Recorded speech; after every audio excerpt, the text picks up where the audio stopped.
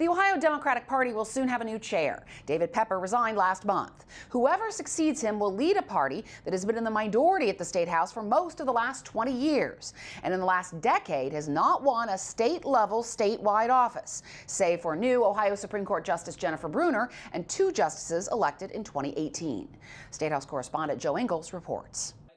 There are 6 candidates who have applied to succeed David Pepper as Ohio Democratic Party chair. Antoinette Wilson recently ran new Supreme Court Justice Jennifer Brunner's campaign.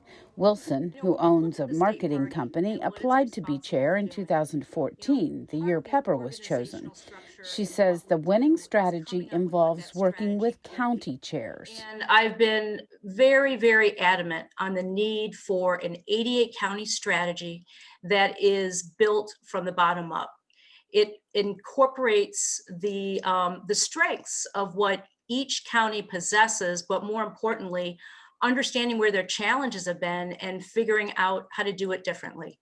Craig Schwartz is an Upper Sandusky resident. He recently ran an unsuccessful campaign for state senate.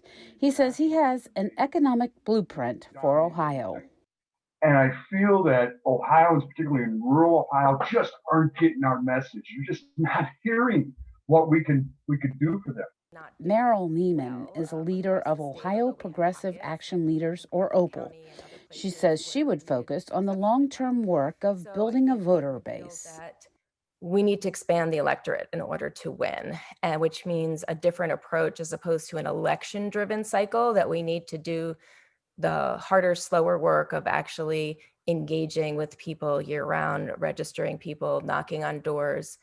Gary Josephson is now retired, but he led a union that waged a strike against Ohio State University 2 decades ago. He lost a Democratic primary for the Ohio House last year. Ohio is like a bombed-out country that doesn't have what it had when I was young. Now let's talk about what we can build, what we can do together. Vanessa Enoch has a doctorate in public policy and social change, as well as experience in political strategy. She is a 2-time congressional candidate from Butler County. The fact that I am a non-traditional candidate, I've worked mostly outside of the system, putting pressure on the system for change, for the betterment of communities across the state. Another candidate, Summit County Councilwoman Liz Walters, previously served as the executive director of the state party. She says she couldn't do an on-the-record interview at this time. Whoever gets the job as party chair will have their work cut out for them.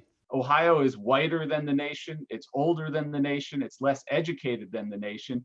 This is not the formula that Democrats are doing well with right now. The Democratic Party will choose its new leader on January 14th. Jo Ingles, Statehouse News Bureau.